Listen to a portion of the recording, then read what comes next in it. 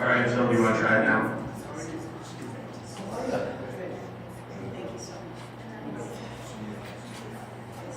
Audio check, John. No, you're still real quiet. Okay, hold on.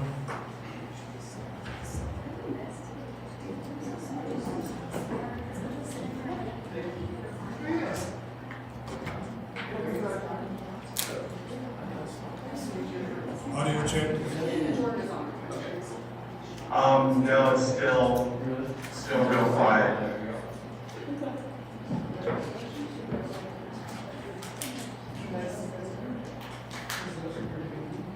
How's that, Sean? Audio check? Hello? Yeah, I can kind of hear you there, Luis, but not very much.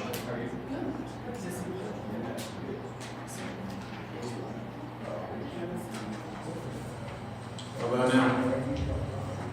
Nothing.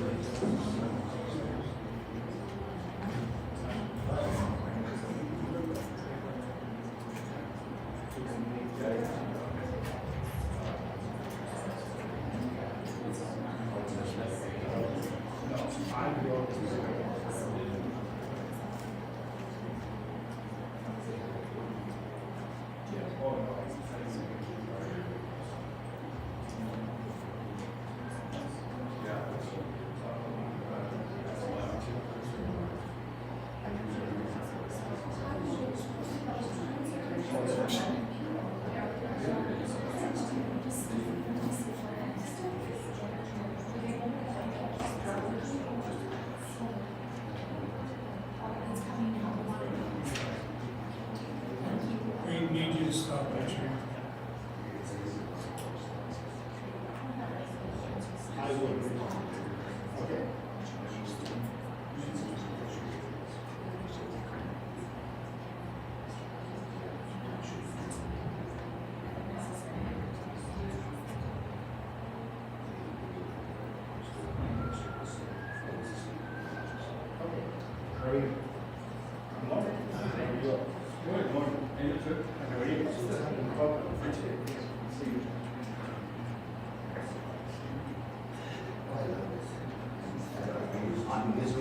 So you just have to speak it up.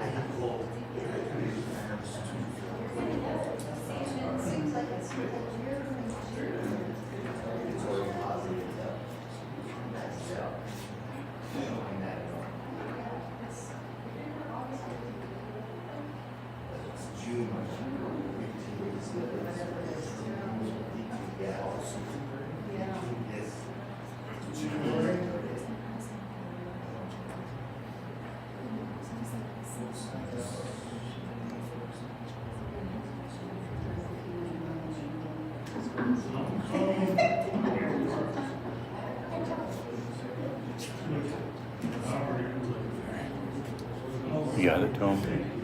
Okay. We don't have anything that can convert it to a PDF, but we can rescan it to be a PDF. Okay. All right. That's kind of a grab a chair here for a second. I'm already live streaming so they can hear us. So cool.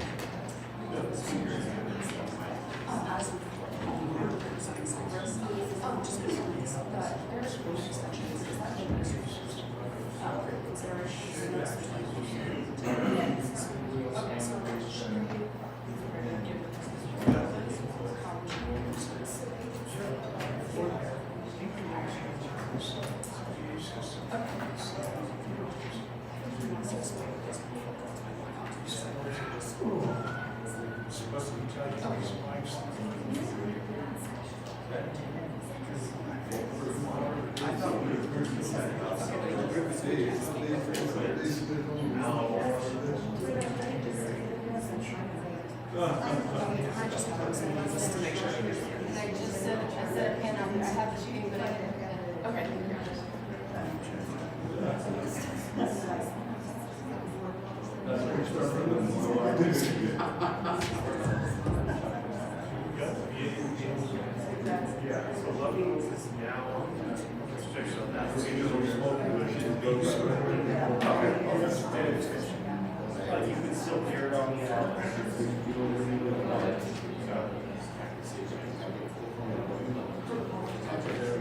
Recording in progress.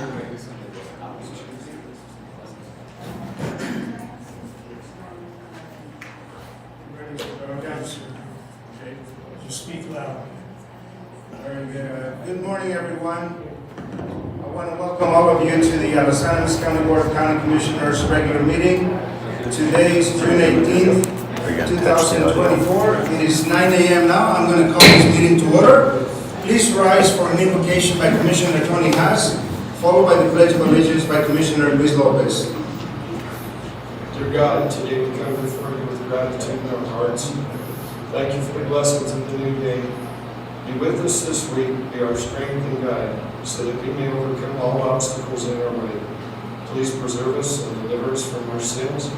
Watch over our loved ones and keep them free from disease and harm. All this we ask in your heavenly name. Amen. I pledge allegiance to the flag of the United States of America and to the republic for which it stands, one nation, under God, indivisible, with liberty and justice for all. Thank you, Commissioners. Roll call, Mr. Dorncamp. Commissioner Hess? Here. Commissioner Luis Lopez? Here. Commissioner Felix Lopez? Here. Approval of the agenda. Do we have any changes to the agenda, Mr. Dorncamp? No changes, Commissioner. I'll entertain a motion. Move to approve the agenda. Second the motion. Commissioner Luis Lopez? Yes. Commissioner Hess? Yes. Commissioner Felix Lopez? Yes, we're going to go to section 2, consideration of minutes, regular meeting minutes of May 7th, 2024. Commissioners, we have the minutes. Do you have any questions, comments, corrections? If not, I will entertain a motion to approve those. Motion to approve the regular meeting minutes of May 7th, 2024. Second motion. Commissioner Hess? Yes. Commissioner Luis Lopez? Yes. Commissioner Felix Lopez? Yes, reading of correspondence, Commissioner committee reports. Commissioner Luis Lopez, would you like to go first? Thank you, Chairman. On the 5th of June, we met with the City of Raton, City Manager, and the consultant with the firm they're working with, along with the County Commissioner for Raton regarding the transportation, DOT, and CDOT, and the issues that are coming up with Front Range Rail, to see how we're moving forward. It was mainly for discussion and see what's going to happen with Front Range Rail moving forward, what the New Mexico government's planning on doing, what they're not doing, where they're at, what they're not doing with rail. They do have a line from Albuquerque to Santa Fe now, trying to work in conjunction with Front Range Passenger Rail. They have interconnection all the way through the corridor. Discussion of I-27 was held, and just many more information was passed back and forth for kind of a brainstorming of what I think New Mexico can do. They need to introduce legislation if they want to proceed with what Colorado's doing as well. So it was a very nice conversation to visit with them and move forward with seeing where things are going to lie between the state of Colorado and the state of New Mexico with Front Range Rail. On that note, with Front Range Rail, we have decided to take the month of June as a board of not convening any of our committees, since the committee and the board decided not to go to a ballot at this time. The executive team is in the process of putting some programs together for the board of directors for our next meeting in August. So at this time, it comes with a nice relief of not having about 6 meetings a month before the meeting with Front Range Rail for the month of June. So having said that, we will wait to see to our next meeting in August, which I will be able to be at today's DHS meeting, because I won't have the executive team meetings here. So on the 13th, we met with Brian Blasi with South Central Council of Governments for discussing our white paper movement regarding the legislation that is going to be introduced as a CCI priority bill on behalf of Los Angeles, Flowers, possibly Otero, and Baca, and other southern counties down here regarding our TPR boundary opposition change. And he will be finalizing that document this week to be shared with back to the boards throughout the region, including South Central Council of Governments and Southeastern Council of Governments, and move forward to Commissioner Haas, Commissioner Lopez for introduction to CCI, and Ty Winters, Representative Winters, Representative Helton, and moving forward with it. So it's Senator Helton. And on the same night, the 13th, Urban Renewal met, moving forward with some different projects that they're having. The facade program is still in effect. We do have that available to the community still. Our budget came in a lot higher than we anticipated, and that's due to the assessed evaluation rates. We were expecting about $28,000, $28,000 of tax increment funding this year, and we are at $45,000, with still remaining some delinquent through the Treasurer's Office. So that was nice to hear. We also did an extension for the Phil Long dealership, the Ford Jeep Chrysler garage, which was going to plan to be built. Should have been built by now, but it extended a 3-year extension for them to revamp the building process, and the cost of building has gone up so much, it's at $15 million now, so they're trying to redesign to get that cost back under $10 million. 5 to 10 million, so they can move forward. Ford is still giving them a little bit of hard time, having a dealership connected to the Jeep Chrysler as well. So that is being negotiated with the Phil Long dealerships. And they also facing opposition from Ford itself for having its store in Raton, Mexico with close proximity. So we'll see how that weighs out. But we did offer them a 3-year extension, but to have it completed. And we did hold their feet to the fire. We did get a confidential packet which shows their financing that they have available to them and where their assets are. So I was thankful for them to see that we were, like anyone else that have the funding for mechanisms, that they are coming for grant processes through urban renewal, that we held them accountable as well. And we gave that back. It was not available to the public, so I can't disclose that with this board or with the public, but there was plenty of money for them to move forward as they do the redesign. And hopefully that will come to fruition within the next couple of years. And we'll have a new car dealership downtown next to the joint to the Toyota. So, and Chairman, that's my report. Thank you, sir. Commissioner Haas. Yes, on the 6th of June, I was asked to fill in for Commissioner Luis Lopez for the staff committee. And because I believe he went to Tahiti on a birthday trip or something. And we'd like here at Los Angeles County to wish you a happy birthday. Thank you. Happy birthday. The theme of the meeting and the key takeaways included making travel safer, rise in traffic-related fatalities and serious injury. Had a considerable spike in 2023 from 520 in 2022 to 640 in 2023. There was a 3.3% of all interstates were in poor condition. And they want to expand transit services to address greenhouse gas reduction goals. Greenhouse gas emission reduction of 1.5 million metric tons, and provide more options for the traveling public to reduce congestion and single occupancy vehicle travel. The primary revenue driver impacting state revenue forecast over the long term is electric vehicle adoptions. Colorado clean gas standards, as well as state and federal rebates and increased infrastructure funding, are expected to drive growth in EV adoption. Over time, the revenue from EV registration fees will gradually replace our fuel taxes. And by 2030, approximately 1/10 of the fees from the tax revenue will come from EV registration, and by 2050, 2/3 will come from EV registration.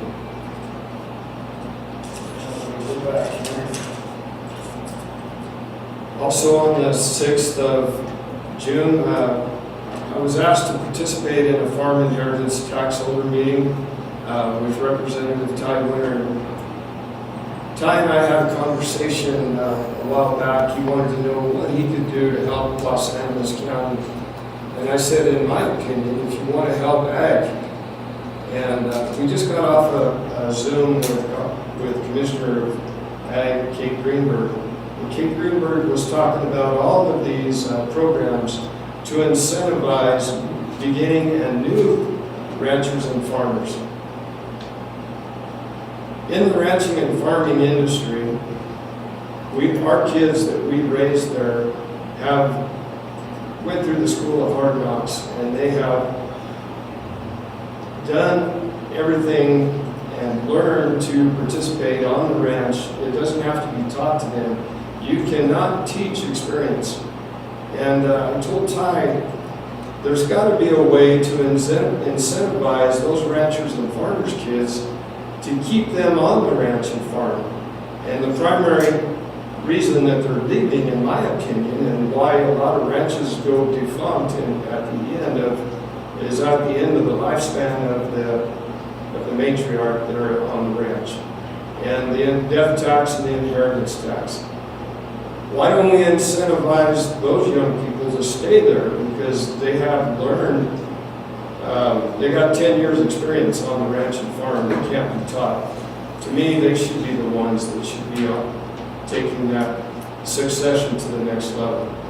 And because of that, he was able to pull several legislators, and we're entertaining ideas for concepts of a bill to be introduced that would be a tax credit incentive. We're kind of spitballing it right now.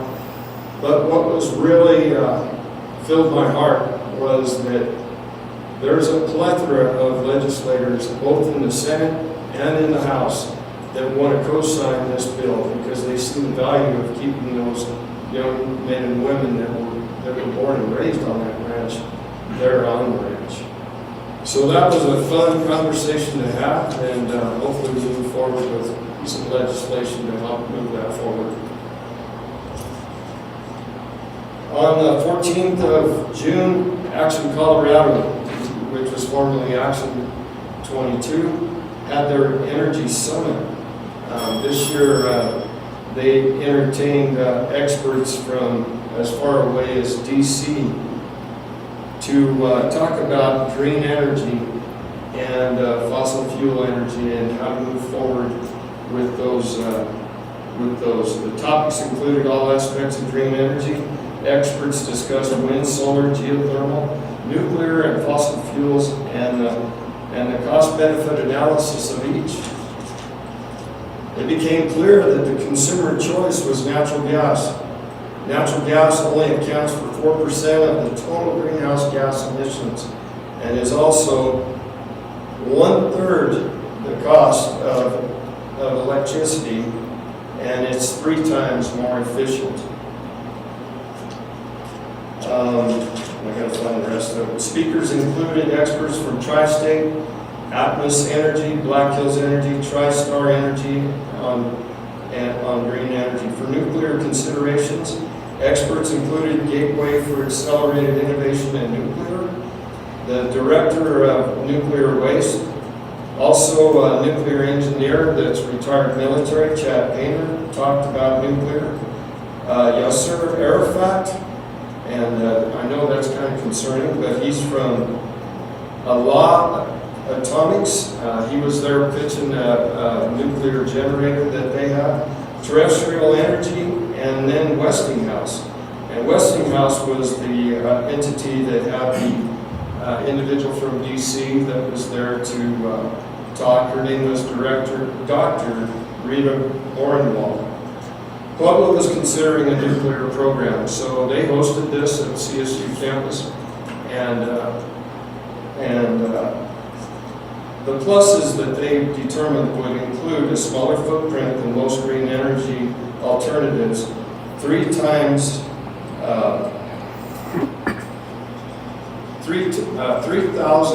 jobs to Pueblo, permanent jobs, and during construction, 20,000 jobs. So they can see the real advantage of having nuclear there just to get it off the ground and to subsidize what's happening by they're shutting down the coal plants there, the Comanche, and this would give those individuals the first chance to have those jobs. So that's huge for Toronto. The lifespan of a nuclear facility is up to 50 years, and which far exceeds what green energy at 15 to 20 years. The biggest drawback is public perception, of course, and workforce development. There were individuals there that said that the transition from for the coal miners there for the Comanche plant, they wouldn't have to, it wouldn't be that difficult for them to get all of the credentials that they needed to participate in the nuclear facility. And that's my report. Thank you, Commissioner. Bear with us a few more minutes. I know we have Trinidad State here on the dock and 9:15, so give us a few more minutes, but welcome to all of you. My report's going to be very simple. We had a press release last week for the South Central Region 19 for the opioid settlement funds. One of the things that we were able to identify through a lot of the research that has been taking place, that this area is probably per capita one of the most impacted communities. We did the press release went on all of the Southern Colorado media, KOA, and so on. And so since then, I'm getting a lot of phone calls as to what is Los Angeles County going to do with the additional dollars with all the funds that we are receiving. And just by way of reminder, this was a lawsuit that counties entered into with the Attorney General and the Attorney Generals of the United States, but Colorado filed a lawsuit against the pharmaceuticals, and we have funding for approximately 18 years. So a lot of the projects that we're going to be doing, we have some QR code cards here, and I think of schools, the college, how to refer an individual that is suffering from substance misuse. One of the most important things that this is pretty much private. There is a QR code. Someone can just, with your phone, reach out and make a phone call. And on this particular website, we have all the services that are provided: prevention, education, for that matter, detoxification. Depending on where the individual is going through, we have behavioral health. And as we go through the process, the 9 counties that are working together, we would like to have access to a center where someone can actually check in and go through the process of totally detoxifying. So we're going to be, we have been working with all of the medical providers in the community with the 9 counties to work with us and work with the providers. But if you know of anyone that is interested in we can pass these cards out. We're going to be putting them at the public Department of Health, and we're going to be probably the Sheriff's Office, the Police Department, so they can have these cards to do referrals to individuals that are going through the process. We're going to be putting some posters throughout the community, get help for substance misuse. So the press release was so well responded that thereafter, again, a lot of the providers, behavioral health, medical providers, were present, and also we had some testimonials from individuals that have gone through the process of what it is to suffer through opioid misuse. And one of the most impactful things that we discovered, that this is not just the individual that is going through, but it impacts the entire family. This impacts the immediate family and extended family. So if you know anyone, the entire state of Colorado has now these services via the funds that were obtained through the settlement. And as I said, we are completing year 1. We have 17 years to go. Hopefully we can make a dent.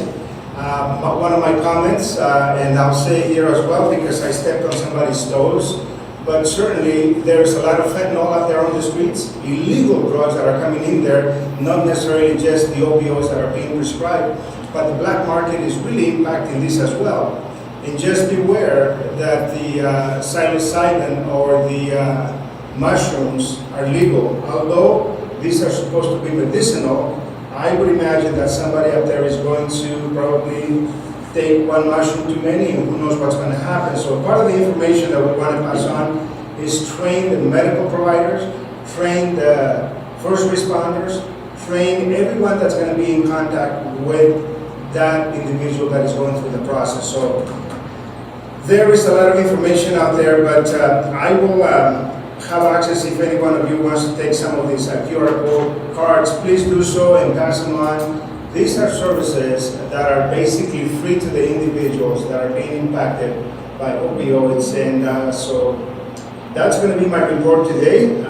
Let's go now to, do we have any elected officials out there? We have Assessor Amaro, no comment, she's at a conference. Sheriff Navarrete, no comment. Do we have anyone from the Clerk and Recorder's Office?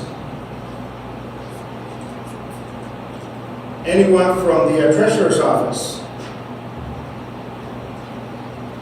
Any reports from the District Attorney's Office?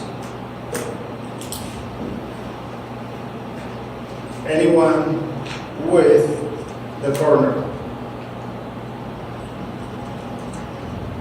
Hearing none, we don't have any items on section 5. So now we're going to go into section 6, public comment. Public comment, Mr. Zach Bartholomew. Very good. I'm glad I pronounced your name properly. Yeah. Good morning. Good morning. I just for myself. Commissioner, I believe he is here for the extension help. Yeah, it's So- 9C. Okay. 9C, Oakland Solar. We'll wait till then and then they'll get comments. So, Oh, This is for public comment outside of the agenda. Phil, Right. he has to start with public comment. Unless there are Excuse questions asked of him, he's not allowed to just speak at that section. My So, mistake. no problem. so he would be limited to the 3 minutes because it's public comment. please start the timer. So we have to do the timer. The 3-minute timer? Okay. I don't think I should even take 3 minutes. Just wanted to, again, thank you for your time today. Coming out here today, we were here last summer, June 20th. Obviously, we're here today, special use permit on behalf of Cypress Creek and Oakland Solar. Just wanted to give some quick updates, kind of on things that have happened since last year. Just kind of let you guys know where we're at. So, since last year, minimum accommodation agreements, as you guys might remember, was something that was a pretty big topic. We have successfully come to an agreement with Bridwell Oil Company, who was represented here last year.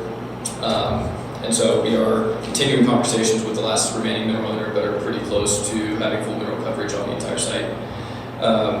Continuing site control with our landowners while underground. We have done a lot of things internally as far as price estimates, external construction firms, EPCs, that are giving us estimates on how much the project will cost to procure our equipment, and kind of those lead times associated. Very late stage conversations are going on as well with power marketers that are interested in actually buying electricity for the site, which, as we call offtake. Their updated tax model has also been received, which obviously is important for the community here, making sure that those are as accurate as possible once the project's in construction. And then the last thing that's kind of the big hit item, and this is only just a small list, but effects and system studies, so there's Black Hills, PSCO, and WAPA, all had their associated upgrades, and so we've been working with those utilities and organizations to escalate timelines and make sure everything is taken care of for the site. So I just want to give those updates. Obviously, still very excited about the opportunity, diligently working to stay a part of Los Angeles County. So that's all I have. Thank you for your time. Appreciate it. Mr. Picoles.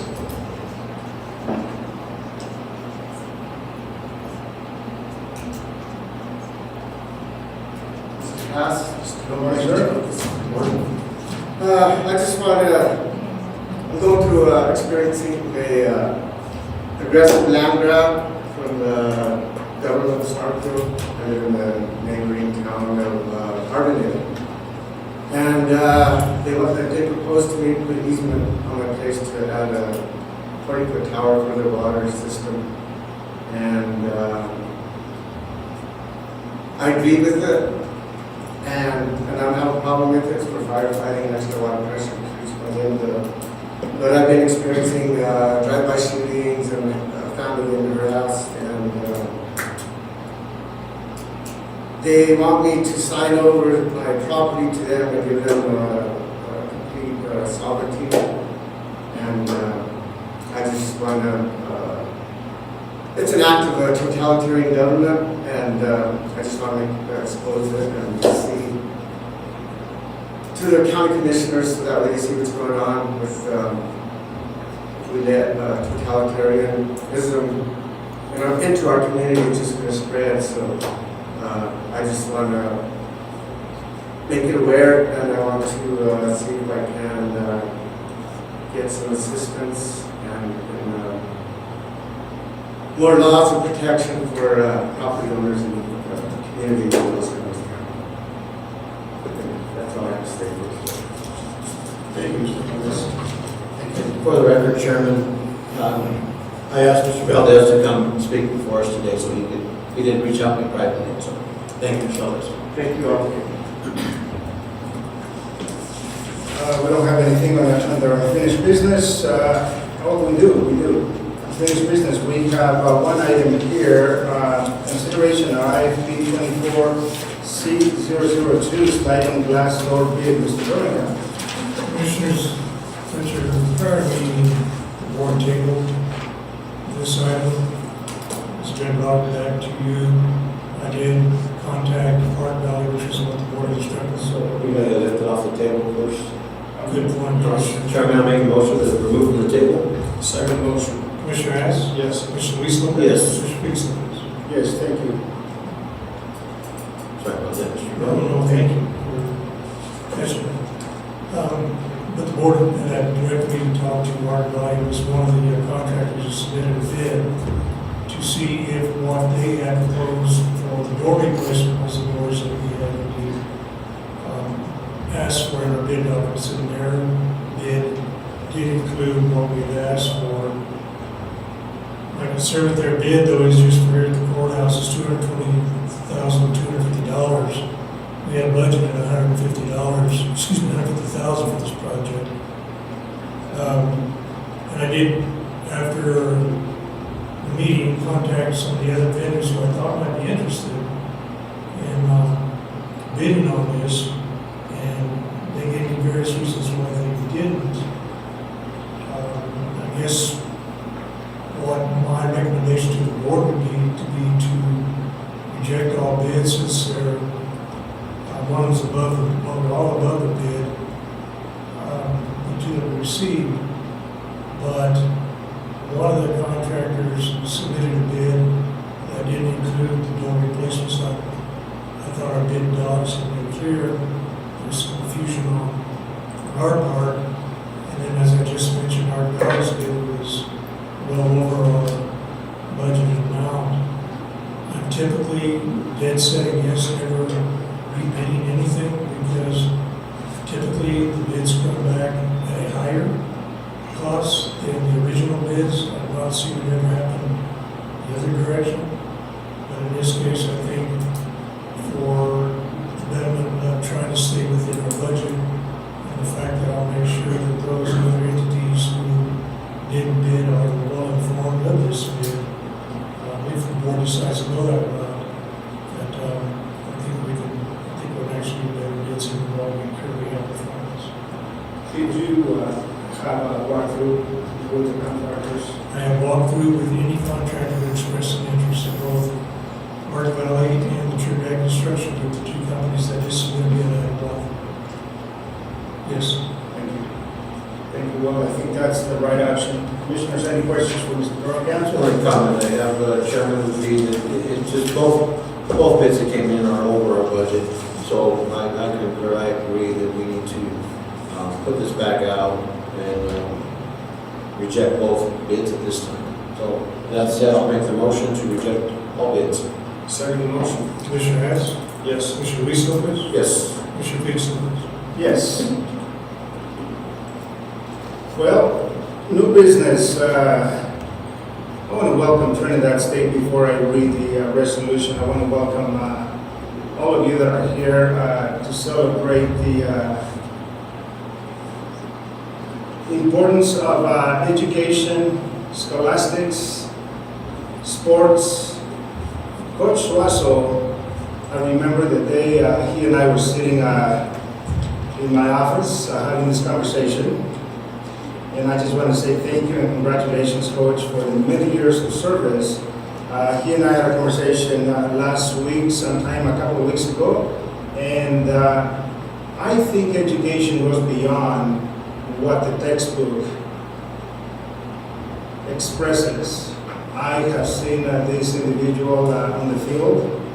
I have seen this individual as a team player.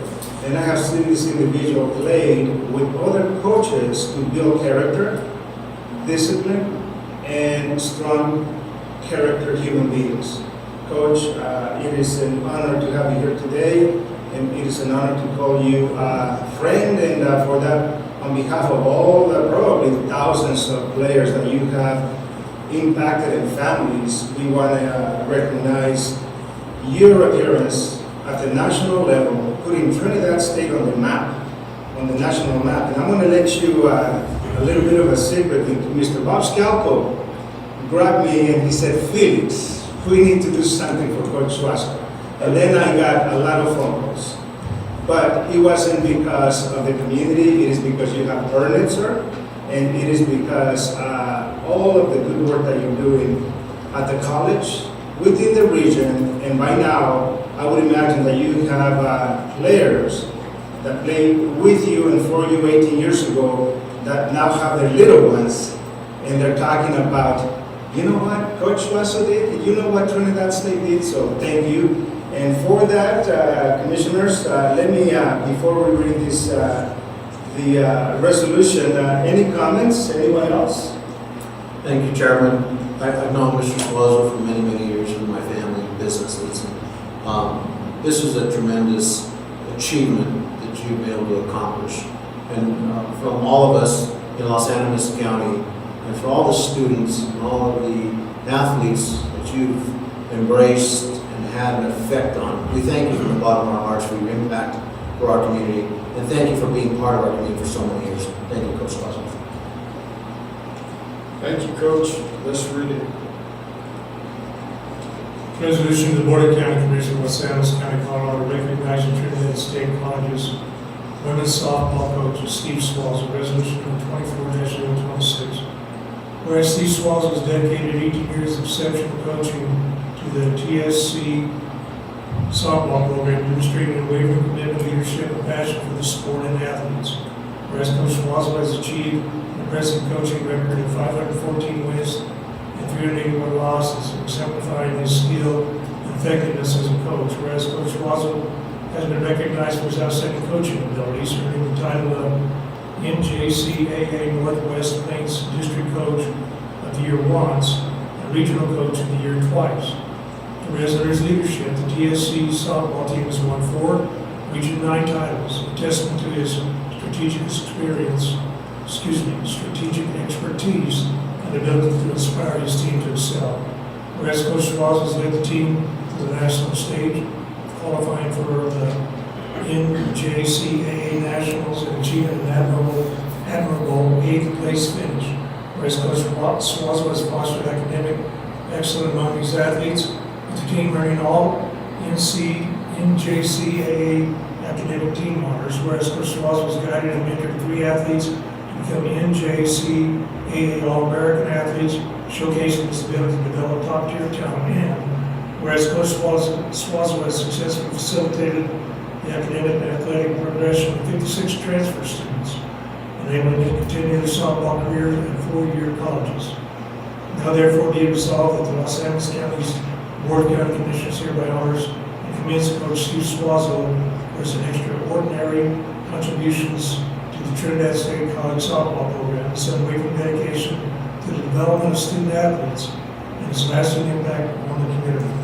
On motion made with second and affirmative vote, this resolution is adopted this 18th day of June 2024. By order of the Board of County Commissioners, Los Angeles County, Colorado, followed by your signature.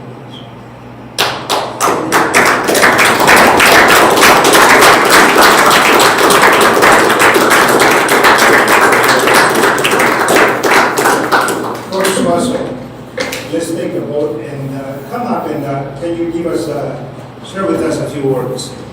So on that, as it's coming up, let's make a motion. I need a motion to approve this resolution. Move to approve resolution 24-026, recognizing Trinidad State College's sophomore coach, Steve Suazo. And I'll happily second it. Commissioner Luis Lopez? Yes. Commissioner Hess? Yes. Commissioner Felix? Yes. This was unexpected, but thank you very much. Like I said, I've been here 18 years. I grew up here many, many years ago. And when I came back about 20 years ago or so, had the opportunity to get that position at the college. And since then, I'm a Trojan for life. But, when I did this 18 years ago, I knew I had a passion for it. I love what I do every day. I don't work a single day of my life. The individuals that I ended up coaching, even though for a short period of time, I've been able to see them move on and do wonderful things. And to me, that's the ultimate paycheck that I get every single day, is to stay in contact with former players who have become great individuals in their own society. And I know you talked about their kids possibly playing for me at some point, but I've had 7 sisters play for my program, where their sisters have come through my program. I have another one coming this year from Utah that her sister played for me back in 2010, 2011. So, it's a testament that those individuals went back and told their siblings, give Trinidad State a shot.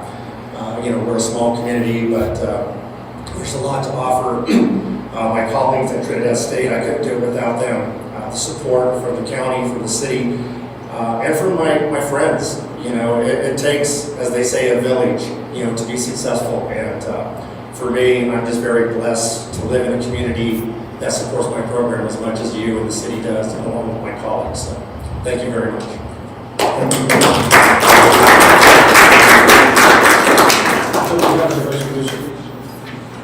We do not have one printed out. Let's see the photo. Okay. Yes, now. That's what says you have one. Okay, we'll sign the record. Yeah. Bob, Pete, everyone. Casper, come on. We'll get one, Jasper. Come on. There's no free donut there. They want you to. I know.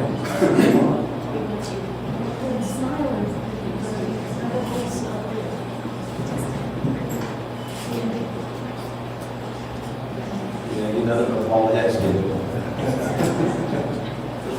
Reflection.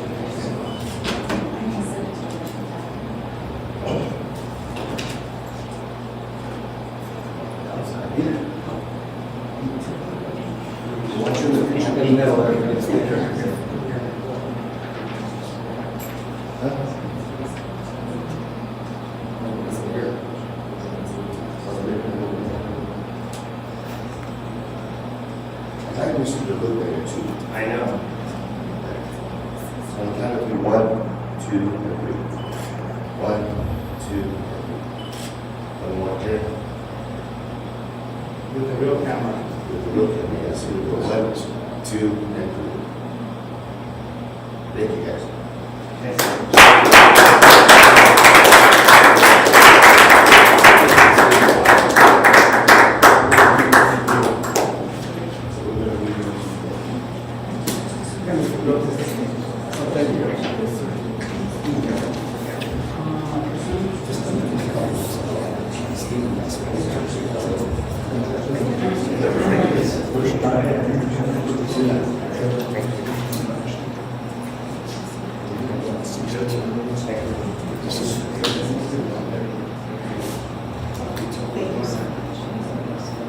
I realize, so sorry.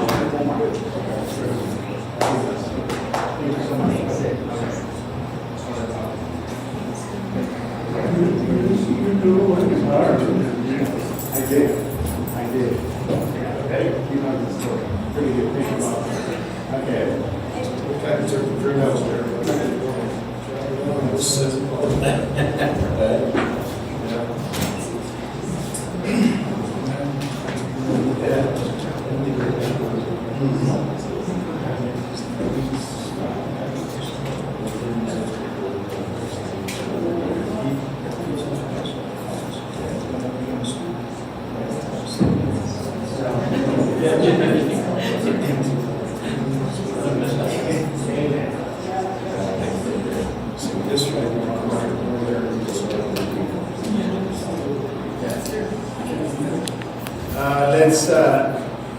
Thank you all. We're going to reconvene back to now. This is one of those rare opportunities as an elected official that we get to celebrate with our community. Now back to politics and back to business as usual. So item 9B, consideration of liquor license renewal for Western Cannery LLC. Council. I reviewed the application, it's complete. Commissioners?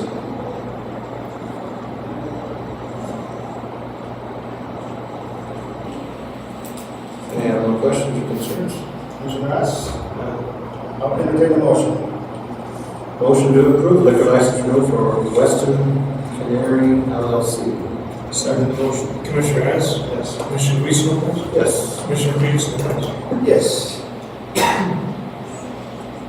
9C, consideration of permit extension for El Gran Solar. Mr. Durant. Commissioner, before you is consideration of the Oakland Solar Extension Alliance. Planning Director, Mr. Cyril, please, any comments or thoughts on this?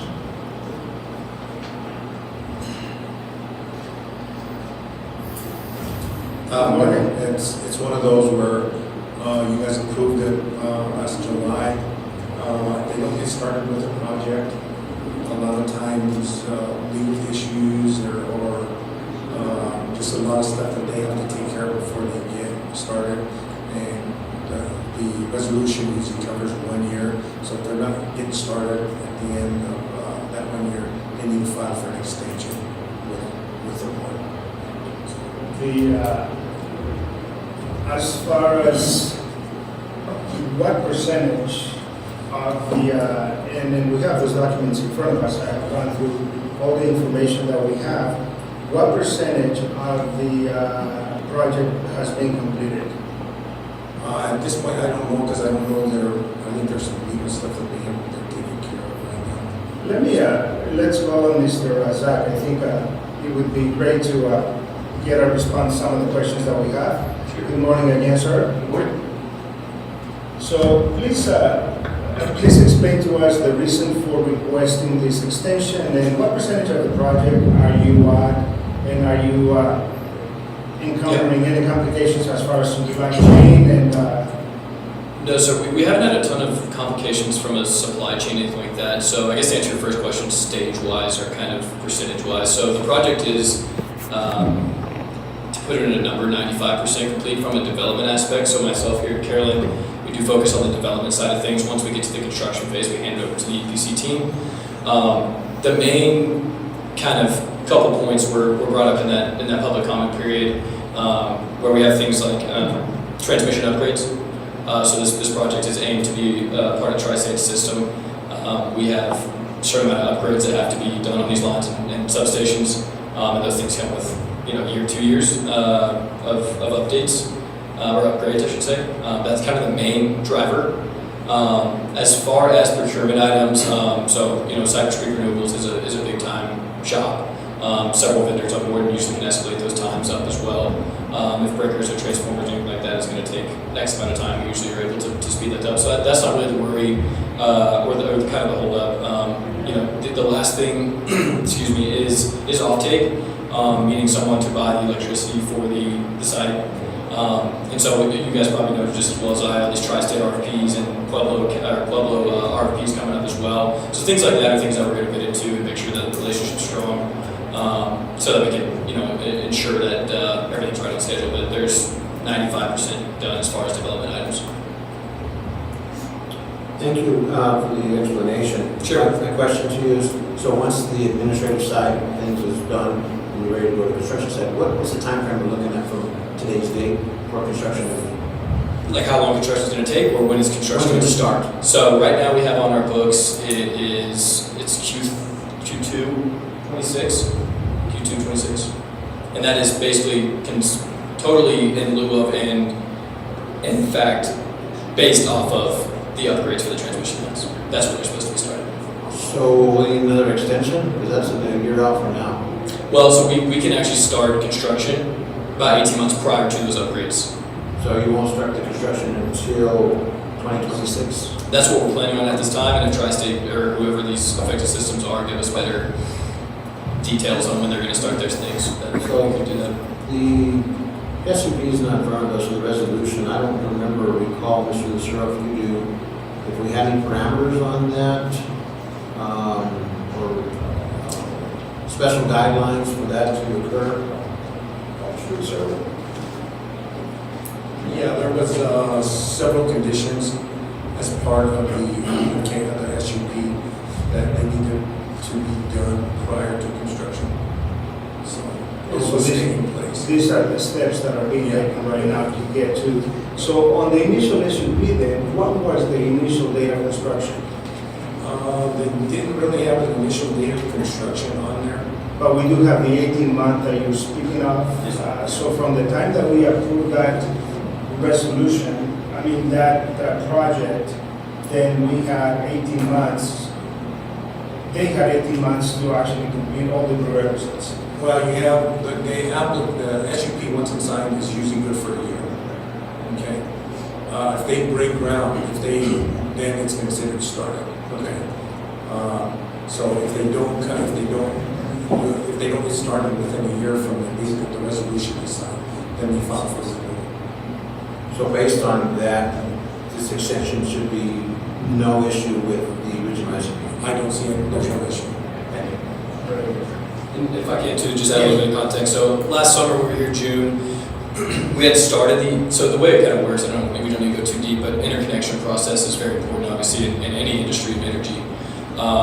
Those processes can take from 6 months to 18 months. You really have no clue. It's all up to utilities timetables, which you guys know as well as I is usually a little bit of a question mark. And so I think that's a good point to bring up. Is last summer we were kind of starting those studies, so we're pretty optimistic that they're going to take 8 to 12 months, which is about what they did. And once we got some results coming back, there's upgrades for a year and a half for a transmission line to be upgraded. So it's it's more of a fact. You can't really negotiate it. But as Mr. Lucero stated, there was, I think, it was either 6 or 7 total conditions with the permit last year.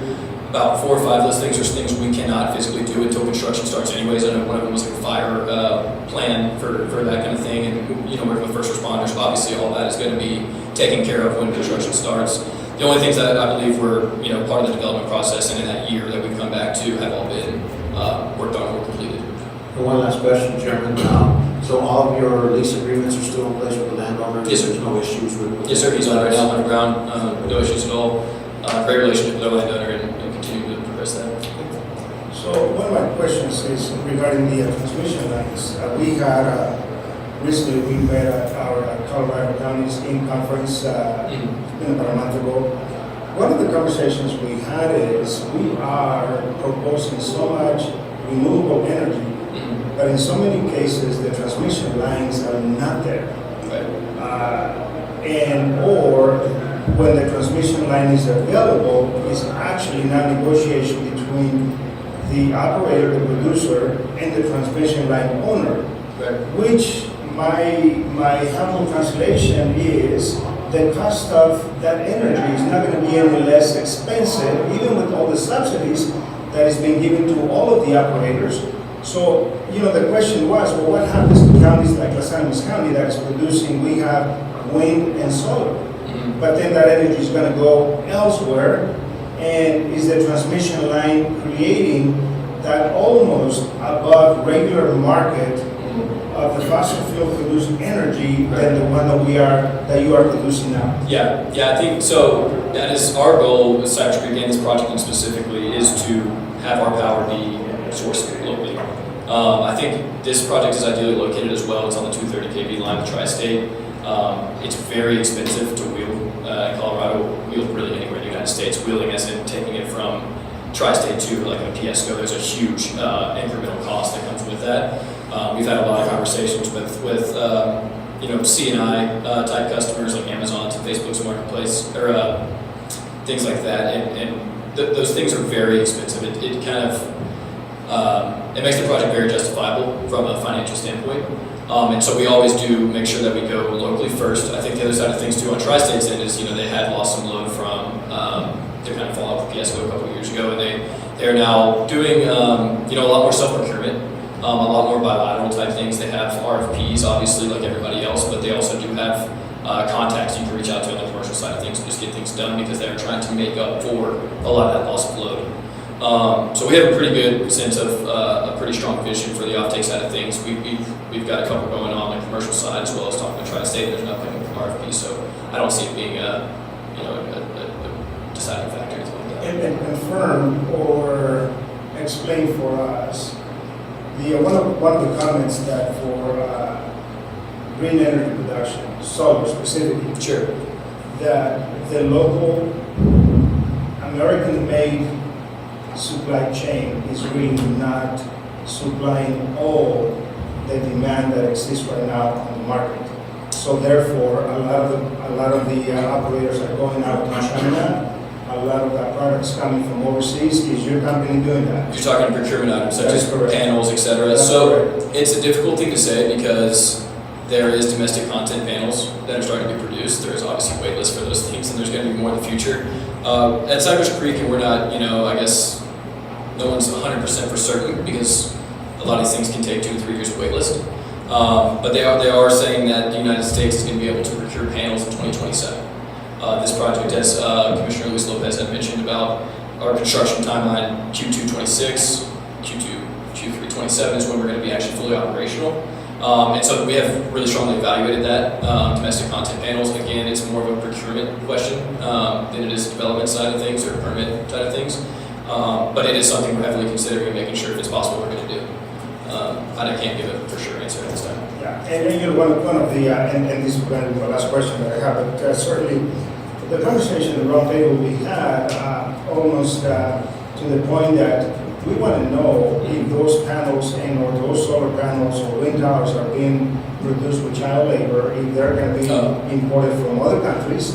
And certainly that's going to be one of the things that we're going to be placing within our land use statewide, because we would not support that kind of thing. Certainly a lot of companies could be overseas. Yeah, I totally understand. And Cypress Creek is a well-established developer. We've been out since 2014. There's I guess that's not forever, but in the solar world, that is a good amount of time. There's a lot of startups that are coming out. Cypress Creek would not stand for that either. We have a very good relationship with our vendors. They would double check that, triple check it, quadruple check it, and it never happen. So I can give you full clarity that even if it is coming from somewhere outside the United States, there's going to be no issues as far as child labor and things like that. But also, we are going to evaluate the United States procurement as well. Very good, and we appreciate that. And yes, then one very last up there, 30,000 feet comment or footnote. As you begin to use the county roads, sure, please remind your contractors to be aware that this is rural Colorado. People have cattle, they have stock, they have children, they have animals on the road. To really be cognizant of speed limits, and and I know 1 mile more per minute can actually get you there faster. That's not what we want. That's not how we create a good build. Yes, sir. Yep. Totally. Sounds great. Thank you so much. One question. So we attended that energy summit the other day. Yes. And a lot of the conversation, and I didn't get into the depth of the conversation, but a lot of it revolved around agrivoltaics. Mm-hmm. And we've got many counties in Colorado that are actually asking to extend them into the air higher so that they can raise the cattle and do both. Mm-hmm. And are you doing anything? So I was just going to say, we had a presentation. We did not know that we did not have to give one today. So, and part of that presentation is we are working with a agrivoltaic nonprofit learning community. It is in, I believe, Longmont is where it's located, so it's much more north towards Denver. But we're kind of doing that as a just to test the waters with all of our Colorado projects. We have about 10 portfolio in the state of Colorado. We do have an intern that was on the team last year that worked there for a little bit, and then also now some full-time workers, so we have a really good relationship with them. I talked to those guys a couple of times. We've done a tour of the facility, so yes, it is something we're looking at. We have a whole entire channel of 50, 60 folks in Cypress Creek that are kind of working together in agrivoltaics and making sure it's something that is feasible and very interesting thing to learn about. To be honest, I didn't know much about it until recently, but it's pretty cool. So yes, we are involved in it. Thank you. Sir,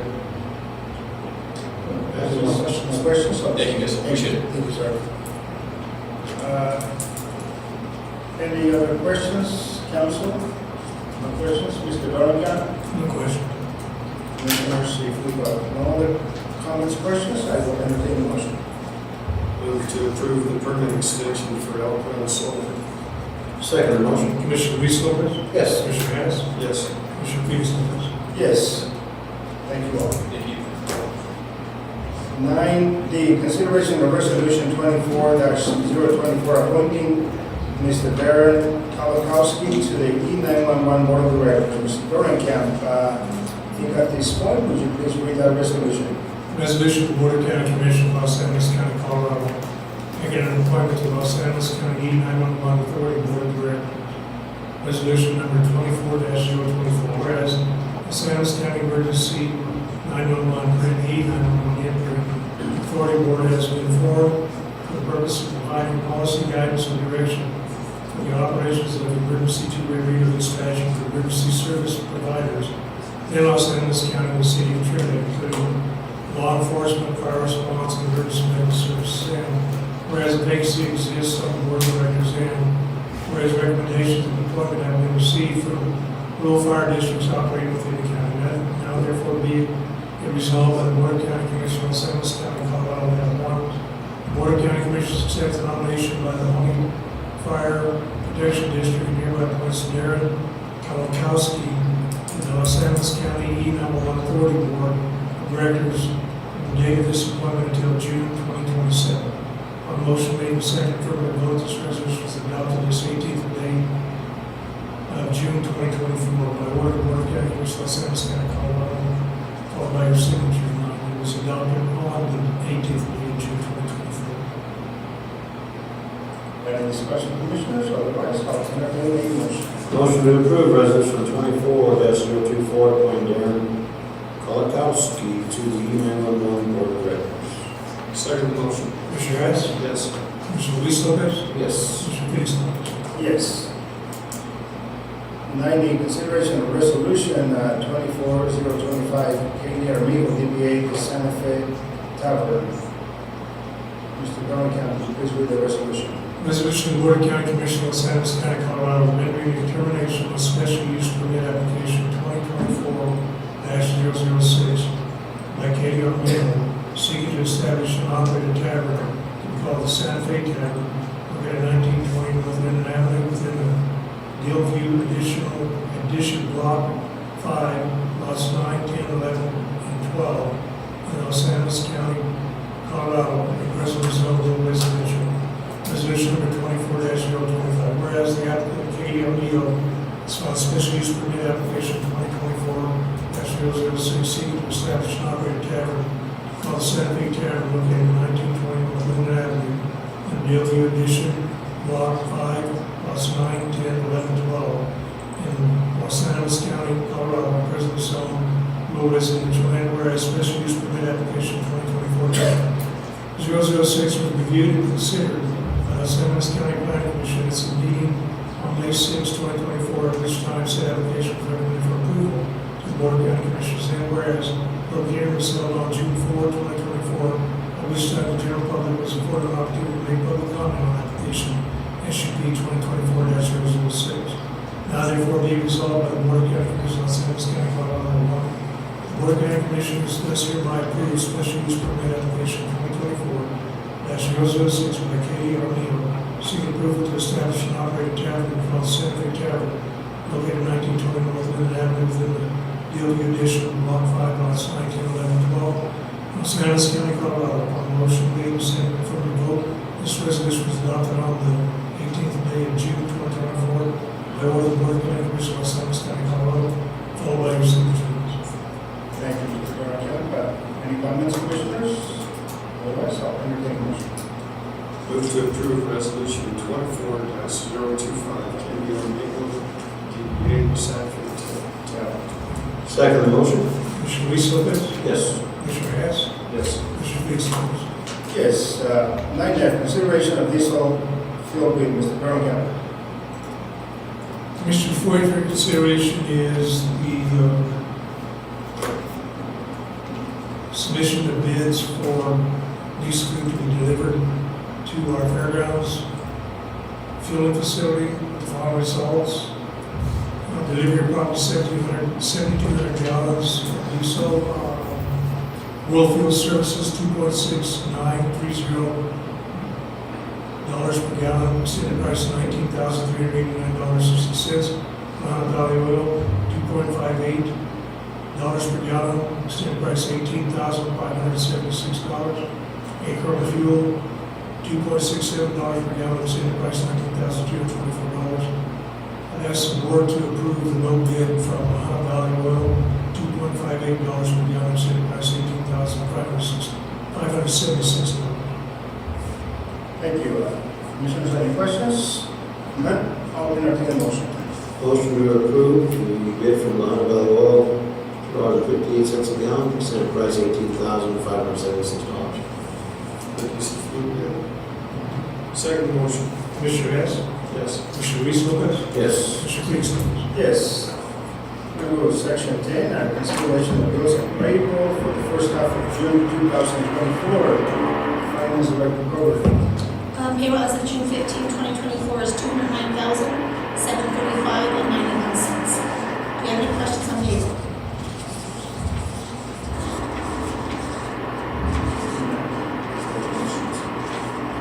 Invoices paid on June 5th, in the amount of $505,713.15.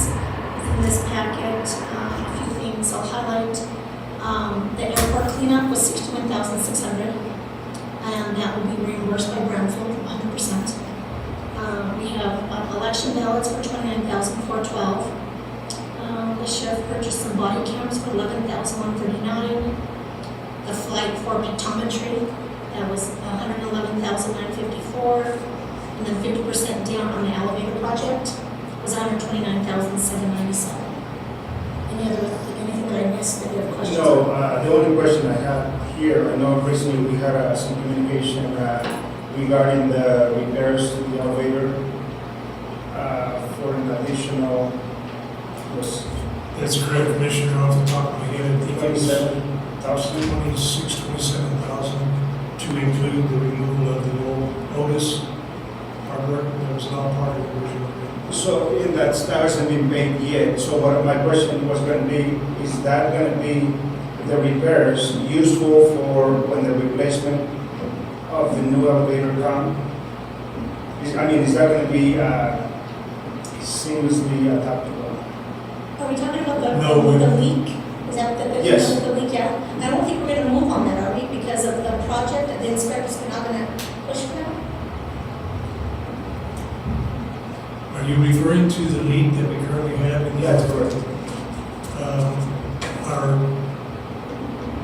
contractor is asking the state to allow us to go ahead and make minor repairs Okay.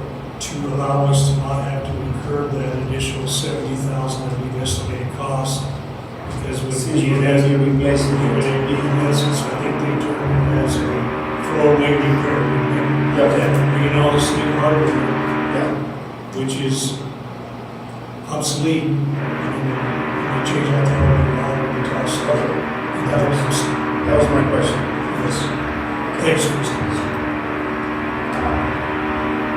And Finance Director Coverly, the Pictometry International, that's the one flight per year, correct? Correct. We have 2 more years in the contract. This was 3, right? I think this was flight 3.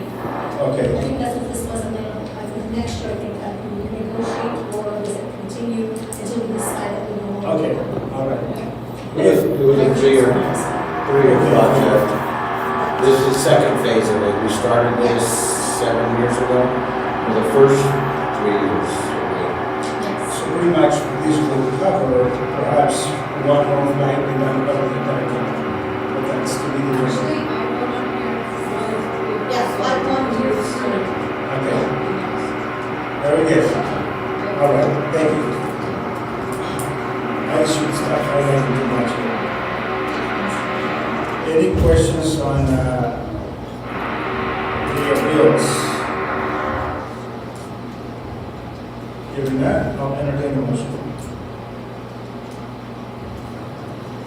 Motion to approve bills and payroll for the first half of June 2024. Second motion. Commissioner Hess, Yes. Commissioner Luis, Yes. Commissioner Peterson. Yes. Section 11, executive session. The board will meet in executive session under CRS 246424 for being referred to the county attorney for the purpose of receiving legal advice on specific legal questions. A, start for school. B, annexation. C, airport lease. D, county buildings. I'll entertain a motion to go into executive session with a 10-minute recess. So moved. Second motion. Commissioner Luis, Yes. Commissioner Hess, Yes. Commissioner Peterson. Yes. Commissioners, are we meeting in the conference room on the first floor? Or Is that permitted? No, it's still. Okay, we'll go downstairs. We can be right in here. Oh, looking at me right here. Yeah, this is fine.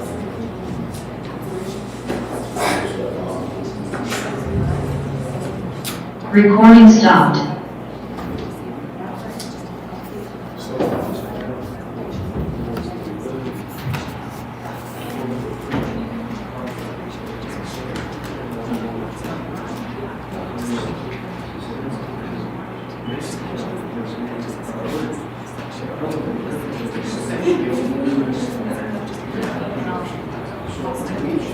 Yeah.